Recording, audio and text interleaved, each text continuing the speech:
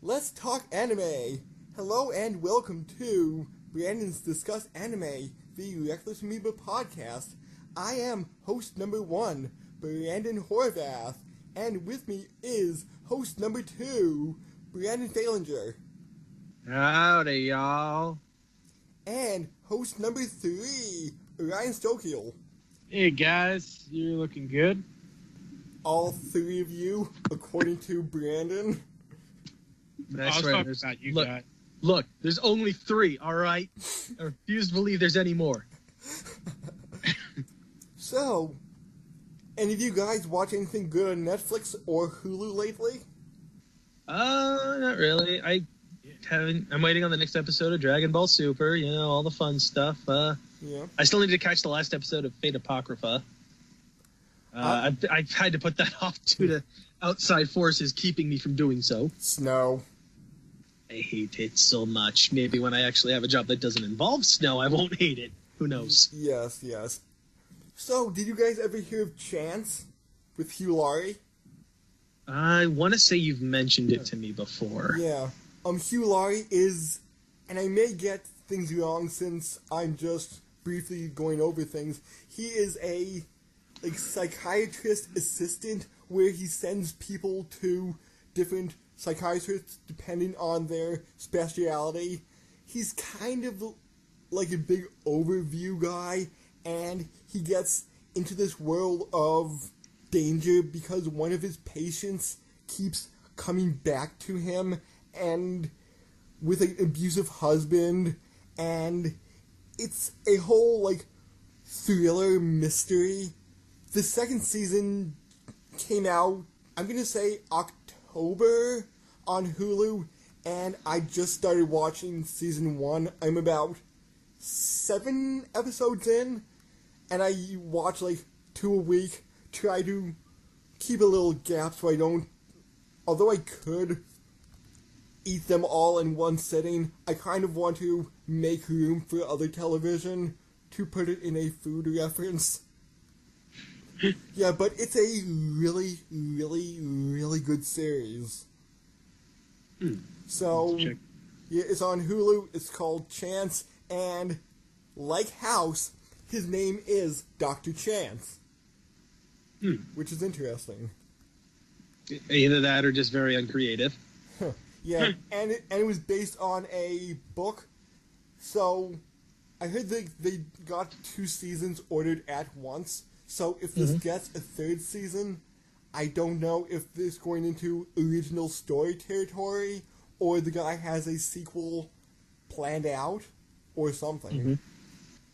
Yeah, let's see, the last couple days, Dave Chappelle put out 2 new specials. Oh, really?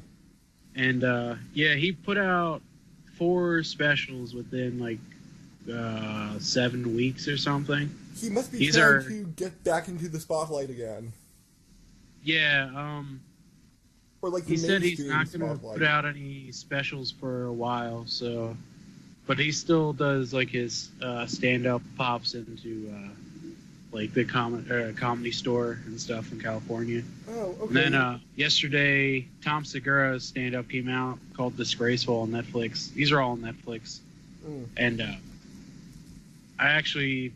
When I got into the car accident, I was going to see him do this special. Oh. But I only got to see the last 10 minutes. But it's really funny. And then this morning I watched The End of the Fucking World, which is really good. It's based off a comic, which I haven't heard of. Or graphic novel. Yeah, I'm pretty sure it's a graphic novel. Yeah, but... That's pretty interesting.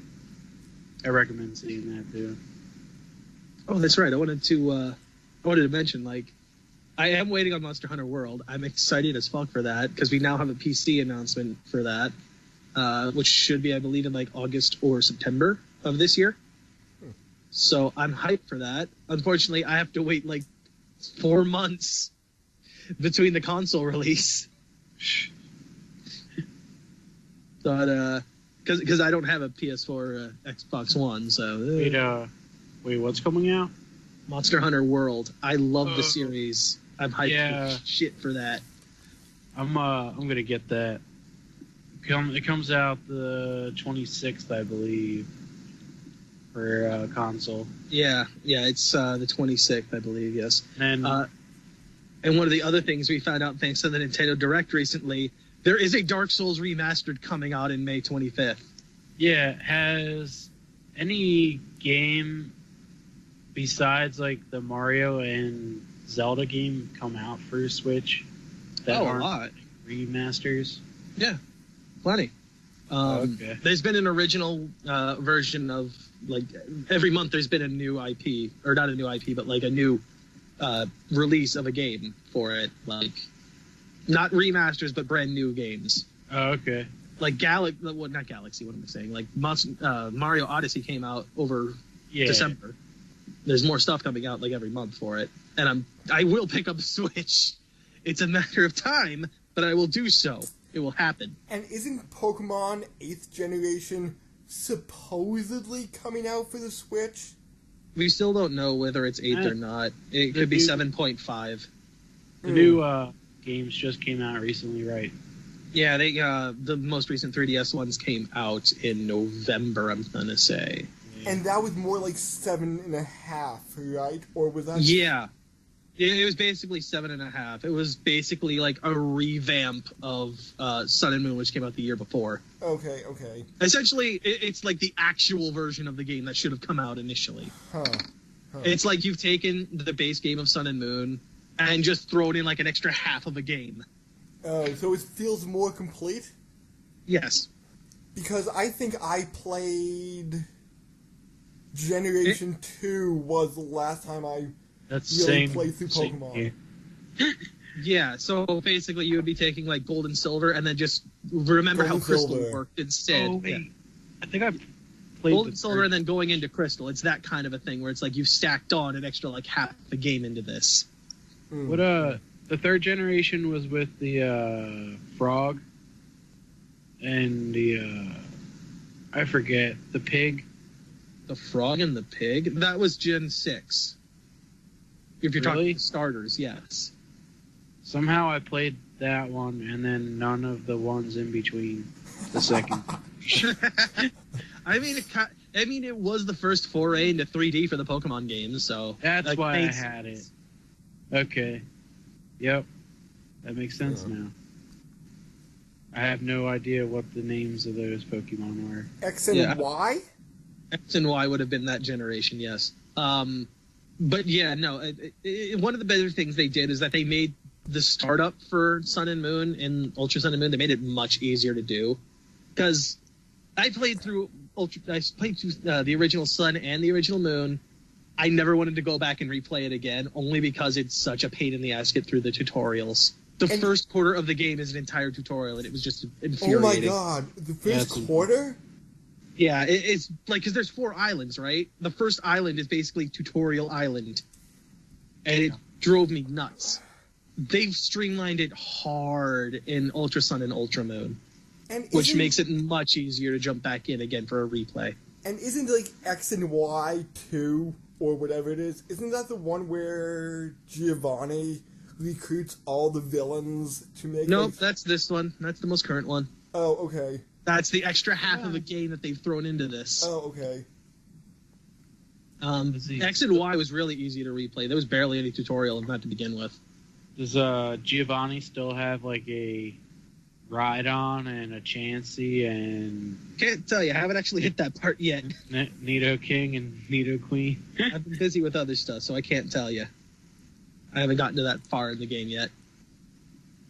I'm at the point where you're fighting like the main legendary of the game. Okay. So- So you have a Master Ball? I do, although I'm debating on if I actually wait. Do I? I don't remember. It's been a while since I've actually played. I've been distracted thanks to like Steam's winter sale and all the stuff I bought off of that. Hey, what? Is it still going on? No, it ended on the 4th. But I've been distracted by the stuff I picked up. Oh, I got a... Cough, cough, Civ 6. Dear God. Oh, you were telling me about it. You were telling me about Civ 6. Huge time sink. Way worse than anything else I've ever played. I bought Divinity Original Sin. Ah, do it. Play it. It was like if you want to, something like that. Yeah. if you want to play co-op, let me know, dude. I'm more than happy to help you along. Okay, because I honestly can't get past the first crypt you go through. After those people attack you. I keep running into traps, and it's really annoying. I have no problem helping you out if you want me to do so. All right. Yep. And I know this was like 2 or 3 weeks ago, but Mega Man 11 was announced. Oh, really? Yay, Mega Man! I'm so excited. Can you tell I've never played a Mega Man game? Oh. That might change in a few weeks. That might change. I feel like somebody's plotting something evil that'll probably have TD-Chan involved. No. I'm just saying Mega Maker. Or now it's called Mega Man Maker, I believe. It's kind of like Mario Maker, but you can make your own Mega Man levels. Oh, really? Yeah. Yeah. Yeah, you mentioned that. Yeah, so that might be coming to FIFA Gaming sometime soon. I will say, I have one last thing to say, and that's that I've finally done it. What? I finally had a Kinder Egg. Really? I should say Kinder Surprise Egg. What'd you get? I got a little Spider? bouncy plastic ball.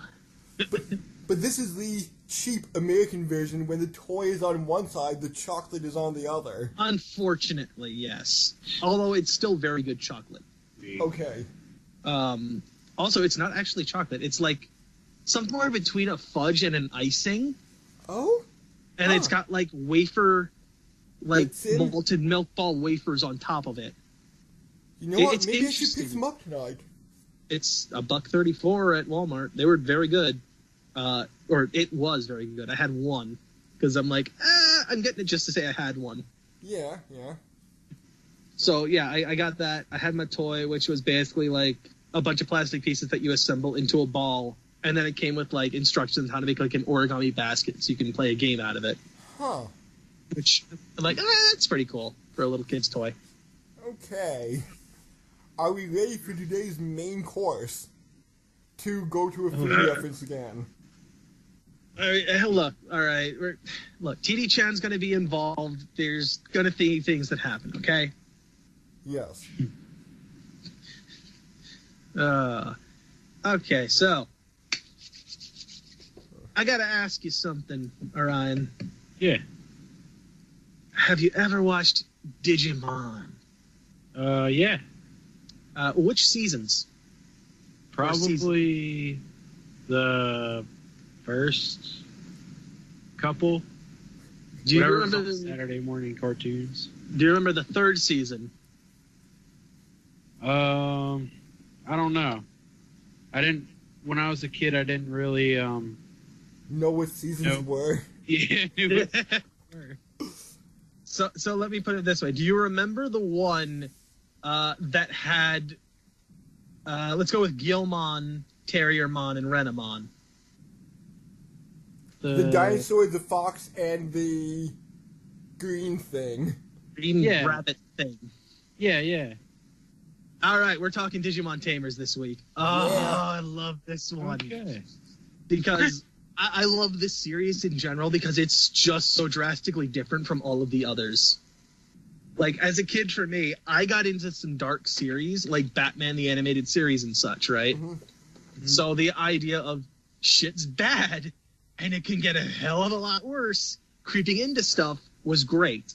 Like, the introduction we get to Tamers is that the previous 2 seasons of a Digimon Adventure 1 and Digimon Adventure 2 were all a TV show, all set to market the Digimon trading card game and Digivices and such in the Tamer world.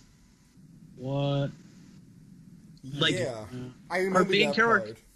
Our main character, Takato, literally is a player of the Digimon card game. And they even...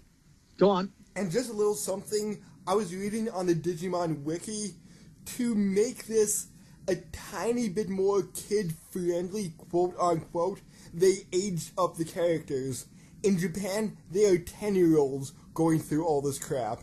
In America, they are like 13 and 14. 12, actually. They're What? 12. They are 12. In America or in Japan? In America, they are 12. Oh, I thought it said 13. Okay. Nope. According to the wiki, they're 12. Okay, I must have read the wrong thing then. But anyway, even though they're clearly in, like, elementary school, they're 12 and potentially 13. Wait, in an elementary school? Yes, because in Japan, they're 10. Yeah. Okay. Yeah, because 10 would be what? Like around Fifth grade? fifth or fourth grade for Fourth us. or fifth, uh-huh. Yeah. And by 12, you'd be in, like, middle school proper. Yeah. And even though That Japan, makes they sense. have 6th grade is still elementary school, 7th, 8th, and 9th is middle school, 10th, 11th, and 12th is high school. Yes. Okay. So here's the best thing, all right? So the writer of this series, I'm going to completely butcher this, but Chaiki J. Konaka is the writer is the head writer for this, and it takes dark turns. You might think it's Orobuchi writing it if it was only he was having like a gentle day, because it does get dark.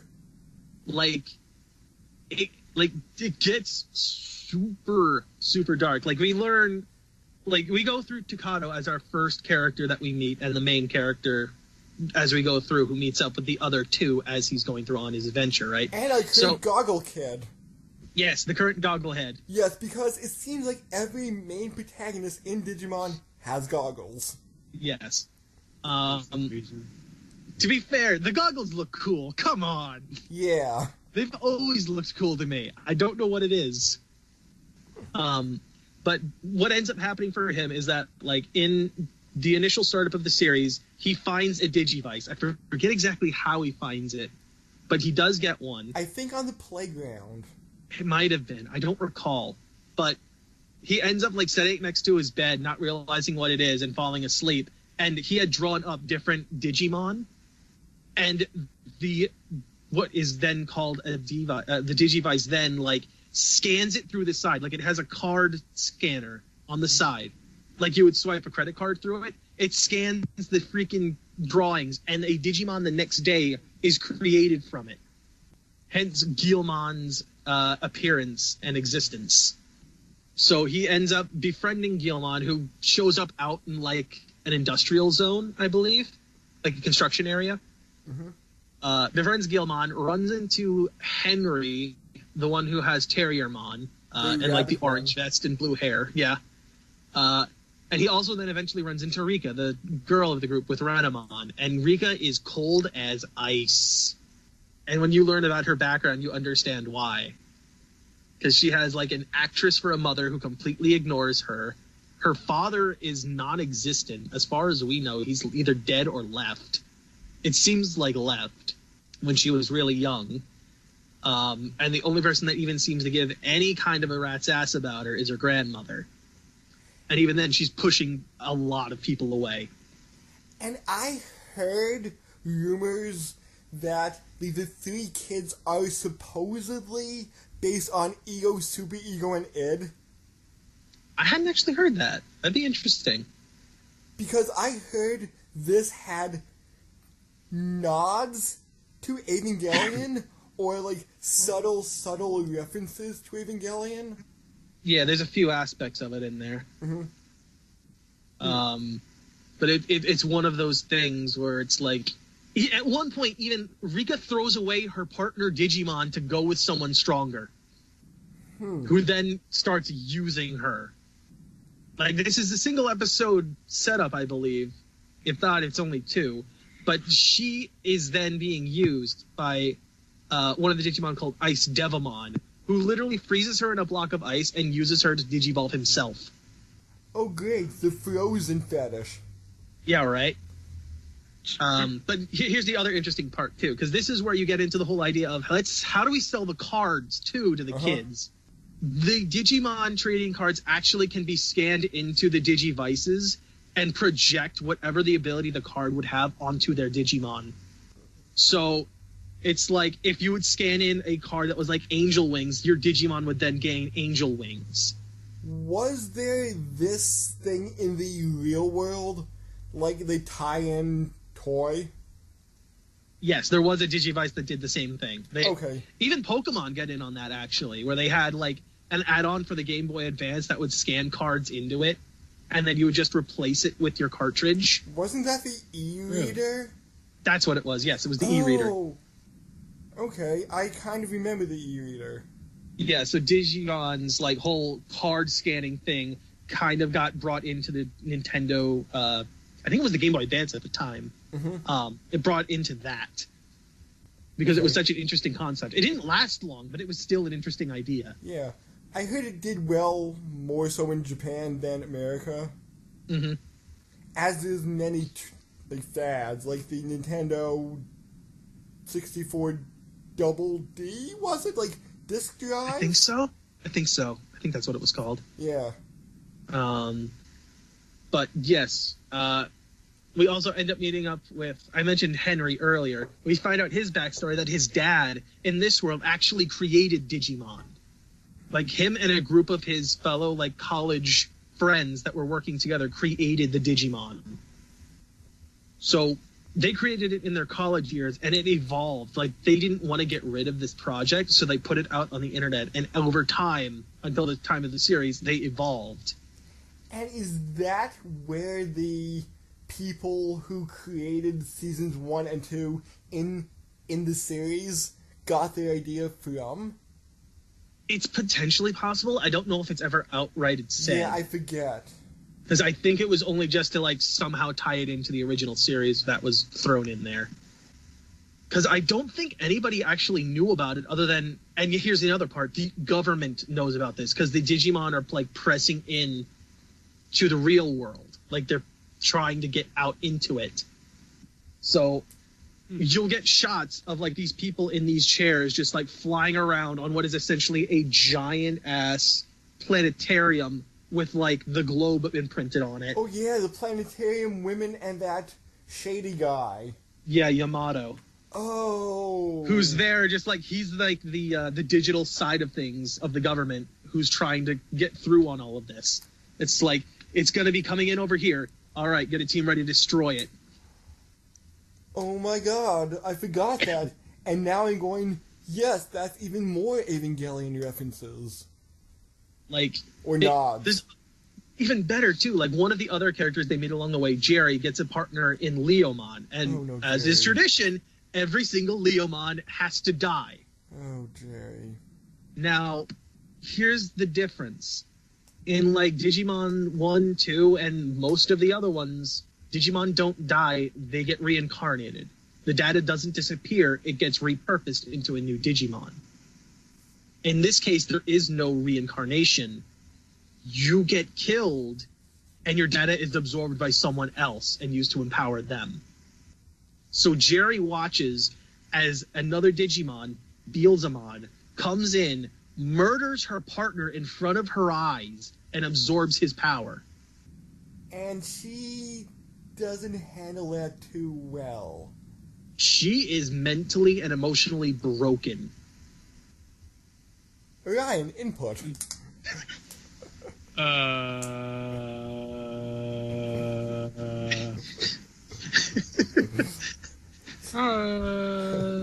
Thanks. Yeah. Let's see. I'm trying to remember what I remember of the show. It's a kids show for kids. With murder. There's no blood, so that's okay. Yeah, they just sleep forever. I really don't have much to say. I remember like a lion and the little dinosaur with the big ears. That's basically it. Yeah. But Momentai? Is that his name? That's the line he usually spouts. Okay. It's been a long time. I need to watch this now. It's shocking how dark it goes. Yeah, usually they don't do that for kids shows. And I'm surprised they actually got away with some of this. Granted, they changed some of the dialogue, toned some parts down, maybe deleted an episode or two for the American broadcast, but I kind of remember it being pretty dark for a Digimon. It was very dark, especially after season 2, which was pretty upbeat for all intents and purposes. It's just one of those things where it's such a huge drop that it just blows your mind. And this is probably one of the first series that did that for me, is when Tamers came out. Just like the bass. When it drops, it will blow your mind. Or is it when the mic is dropped? Which dropped first? What was the other? We also had Impmon in here, too, who had an awful backstory where he came in and he was a Digimon partner for 2 twins. 2, 4-year-old twins. Who argued over him to the point where they were ripping him apart. One had one arm, one had the other, and they were pulling him back and forth. So kind of comic relief, except it was black comic relief. It was showing his backstory. That was it. Okay. It was like a flashback where you just saw him being torn between the two, to the point where he left and said he doesn't need humans anymore. Yeah, and find his own way. Didn't he digivolve into Bleezemon then? He digivolved into Beelzemon and then killed Leomon. Okay, that's who I was thinking. But, there's that, right? There's an entire plot line where we have Digimon that represent the whole of the Chinese Zodiac that come in trying to destroy humanity. Them leaving to go to the digital world itself. Which, if I remember, looks different than the... Oh, yeah, no, world it's from like a 1 and 2. wasteland. It is a wasteland. With, giant beams of data being shot down. Or, searching beams, I guess, trying to grab the data to, bring to computers or whatnot. And, ripping the place apart. But it doesn't matter if it's, the land or the Digimon themselves. It is trying to rip them apart for their data. It is literally survival of the fittest. Plus, one of the other things, which isn't expressly said, but it is something that you notice, is that when Guilmon is first born, he's far more bestial. But as he develops along in the series, he and Takato kind of have a back and forth between, Guilmon becoming more and more human in his speech and his way of, looking at things. But when Leomon is killed, there is a reverse that happens. The more primal rage you see is reflected in Takato instead. Where he's just yelling and screaming because he sees this happen in front of him. So much so, they do a rare, dark Digivolve or, evil Digivolve. Or it's, pure force of will Digivolution rather than just, rather than, working together for it, this is just pure, no, do this now. Straight up just forcing it to happen. Yeah, and from what I understand, and they may get into this more in the games, but unlike Pokemon, which has a set A, B, C, Digimon has more of an A, B1, B2, B3. Yes. And then they can It is like a branch off. huge branching tree. It is a huge branching tree. And they kind of explain it through, in Tamers at least, it depends on the data that's absorbed. Okay. That they evolve is what you guys are talking about. Digivolving. Yes. Okay. Digivolving, yes. This actually was a really nice death battle, showing off the differences between Pokemon evolution and Digimon's Digivolution. I must have missed Where that one. Okay. It's a pretty good one. It shows where it's with Pokemon, it's incremental, whereas with Digimon, it's you're taking a giant step. Where you go from let's just say in the original series where you take Agumon, yeah, he could burn down a human, no problem. You jump to Greymon, he could burn down an entire forest. And then we go to Wargreymon, he can destroy the entire planet. He straight up got nukes in his chest. Wait, do they come from his pectoral region? Yes. Don't ask me how it makes sense, because the missiles seem far bigger than his pectoral region. But anyway, no, this series, I loved this series as a kid. I couldn't get enough of it. was Season 4, Frontier. That was back to being, like, slightly more kid-friendly, right? It was back to being more kid-friendly. It was also another one that wasn't connected to the originals anymore. I think ever since, like, 02 or 02. 02. I think ever since 02, they've all been alternate universe Digimon stories. They've all been disconnected in, like, alternate universes, etc. Up until Tri, which came out recently. Yeah, and has been giving out movies. Yeah, what's the series before Tri? Counting Tri as a series. I think it's Fusions. Then I think it may have been Fusions did some movie event where all, like, the main kids, the main goggle kids came back with their Digimon to fight, like, some universal threat. Yeah, unfortunately, I don't think it was done well from what I've heard. Oh, okay. So it's like, they're kind of just there for, like, a token time in the spotlight, just to say, hey, we're here! Yeah, and then again, wasn't it the 20th anniversary of Digimon or something?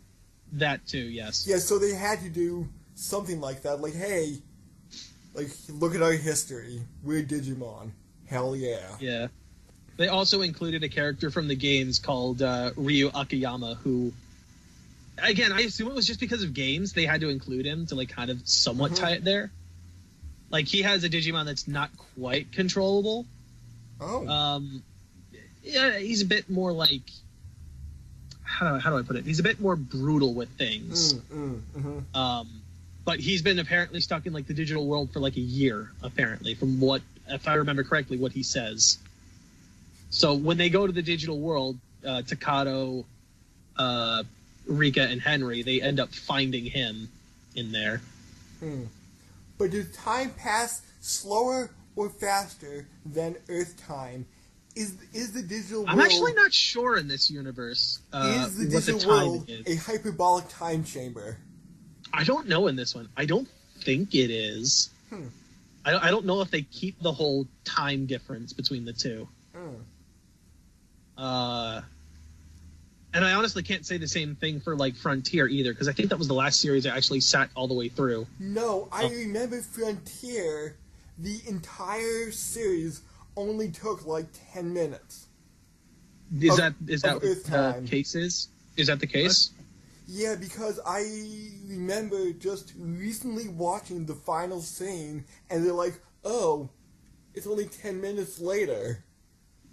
Yeah, because, like, Digimon has a hyper sped up time compared to, like, the outside world. I didn't know that. Yeah, like, it's established in seasons 1 and 2 right off. I don't remember them saying anything about it in 3. As far as 4 goes, I didn't remember either, but apparently you're telling me it's far faster in there. Which makes me wonder, like, how old are they when they actually come out of the digital world? Yeah, like, how long has their adventure been going on for? Have they been in there for years? Shouldn't they be, like, teenagers at this point? But then again, Ash is potentially 10, even though he's been venturing for close to who knows how long. Like 25 years at this point, I think. Yeah. But that's not, like, that's, like, real world time. That's not, like, Pokemon world time, because didn't from gyms 1 through 8 take a year? I think that's the only time they mentioned time passing. Like, I can't believe it's been a year since we started. Yeah, because I think initially, like, Silver and Gold were going to be the end game. Like, they weren't going to go any further. And then Money. Which means we want to go further now. Yeah. They could have changed protagonists, like in Digimon. Which I find interesting. Like, I like the whole idea of, like, jumping around with the protagonists. I feel like it's a better option than what they're doing with Pokemon. And I do like the idea of, like, oh, hey, well, we have these characters, we can just go back to them, no? Yeah. Like, the ending of Digimon Tamers basically shows them, like, losing their Digimon and being like, we'll meet again someday. But that's the end, right? There's nothing after that. I don't even think there's like an end credit thing where there's even a... No, there is. There's an end credit thing where there's like a portal to the digital world. But that's it. That's all you know. Yeah, but I think at the end of like Zero... It's open enough. It's open enough that you could conceivably bring it back. At the end of 02, didn't, like, Agumon become a lawyer for the human world or something like that? He wasn't a lawyer. He was like... what are those people you like send over to an embassy? I forget what they're called. But he was one of those, right? He was like foreign relations. That's it. He was like, he and Ty were diplomats for the digital world. They came up with the most contrived fucking ending to 02. Like, for 02, and I don't want to get on this for too long, but 02 basically builds up these relationships with these characters, and then they put on the epilogue to it, and it completely stirred everything around. We had TK and Kari who were basically on a collision course to a relationship, and it's like, no, she married this guy instead. Hey, at least Ken and Yuli got married, so now their kids can have purple hair. Purple or like lavender. Yeah, bouncing back to an earlier podcast. I mean, that was the other thing, right? Like, Davis and Kari had like a thing going on at one point, kind of maybe. And then it's like, nah, he's on his own. And then we had like, what was it? Ty and Sora had a thing going on, and then Sora married Matt. I thought it was back and forth between Matt and Ty. It was, and then the ending said no, it's with Matt. She goes to him. For God knows what reason. It pissed off so many people too, from what I understand. Because I was too young at the time to know internet culture, and internet culture hadn't developed at the time too far either. But still, shipping people still were existed. upset. Yes, people were upset at what happened. It's like, but that doesn't make any sense. Like, that's the other thing too, because as far as I'm aware, Yoli and Ken never had any real interaction with each other as far as like romance. It's been a while. She mentioned, I think, at one point, it's like, oh, she's interested in him, and that was it. There was nothing else built up. Yeah, I think it was just a little crush at some points, kind of like them bumping into each other and them heavily blushing, and that's about it. And, like, you had a huge connection, too. Kari had a connection with 3 people between Davis, TK, and Ken. Because she and Ken had the whole Dark Sea experience. But, look, we're getting into 02 and upsetting things. All right, look, we're on Tamers now, all right? They have nothing to do with each other. Just like the Gundams.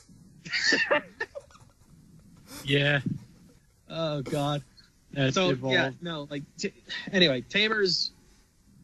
favorite. It is my favorite Digimon series. I have yet to see anything that I found better. And, like, Rika is one of your top favorite characters in all of anime, correct? I wouldn't say in all of anime, but she's definitely up in, like, the top 10 somewhere. But, and I'm not, like, calling you out on this, but so much so you have a statue of her, I believe? Yeah, I bought a figure at one of the anime conventions that I went to that had her and Renamon. Okay. Like, I had wanted one for a long time, but I had never seen one. And now, finally, there's one in front of my face. I'm like, yes, please! Oh, man. Like, that... And it wasn't super expensive either, was the other thing, too. Like, that it comes down to price and can I find it? Or does it even exist? That's basically what it comes down to. Yeah. And as far as I was aware, other than, like, generic toys that I found, like, way back in the 90s, they didn't exist. And recently they've been putting out, like, Digimon figures that I've been finding at these conventions the last couple years. Any Digimon Funko Pop? Not as far as I'm aware. Oh. Because I know you also have a slight obsession with Funkos. I refuse to even consider having that obsession anymore, alright? I've stopped. The only way I'll buy a Funko is if I cannot find a figure for either cheaper or if it exists at all. That's the only way I'll do it. Would you like to repeat that? What? Would you like to repeat it? Because I hadn't heard it. Repeat what? Yeah, what you just said. Unless it's who? Unless it's Saber-chan. Even then, I have better figures. Why would I want that? Okay. But Let's not get into that right now, Orion. Let's not get into that. Probably not a good idea. There's an entire podcast about it that will somehow eventually come out, I hope. Hopefully. Because it's one of my favorites. Oh, God. So, yeah. There's also a couple of side characters that end up getting their own Digimon, too, that were Takado's friends. Kenta and Kazu also get Digimon. But they don't really do anything with them. Yeah, they're also more like side characters. Yeah. Also, Henry's sister has a Digimon that flipped sides from, the evil side over to a partner. Wasn't it kind of a white Terriermon? Regular Terriermon's white. This one's more brown. But you've had... Terriermon was green. Well, he has green, but he's mainly white. He's got, green accents. Oh, no. The machine gun arm form is green. Yeah, okay, Gargamon. Okay. This one's Lopmon, which is... Actually, in the Digimon, the first movie, actually showed off this whole, mirrored version of Terriermon and Lopmon, where they start off very, very similar looking, but they branch... they're both rabbit Digimon, basically, and they kind of branch off from there into different routes. Even to the point where you see, the dark version of Lopmon's Digivolution as one of the main antagonists of Frontier. Oh. I'm going to be honest. I used to get Digimon and Monster Rancher confused a lot. It's not surprising. There was a bunch of, random, monster partner Digimon kind of, Monster Rancher stuff around there. And didn't Monster Rancher have a PlayStation game where you would put in... Monster Rancher was also weird. Yeah, you would put in other CDs into your PlayStation to load monsters in the PlayStation game. I do remember hearing about something like that. And it's like in Japan and in America, they had exclusive discs. You would, for example, put in an Ozzy Osbourne CD and you would get a bat-based Monster Rancher monster.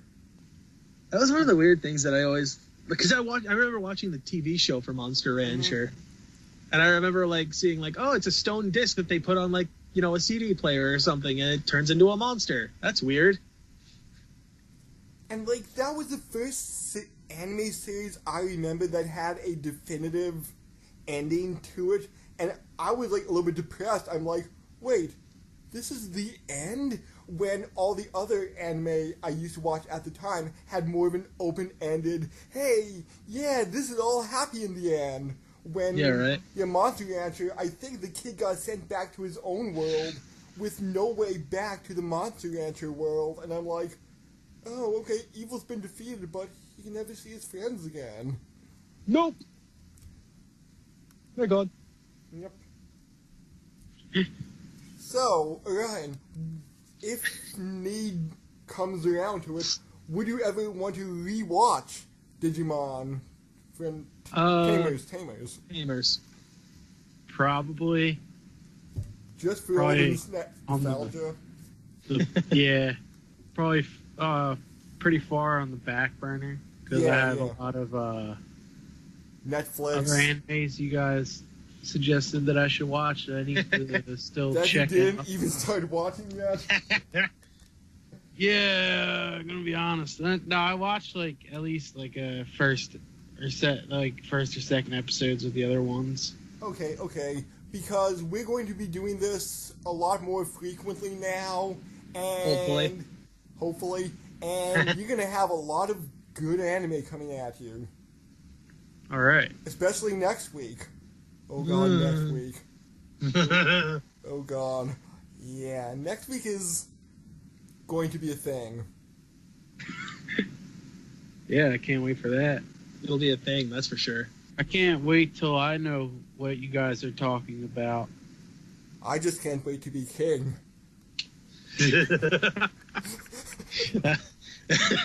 Oh, okay, Simba, calm down.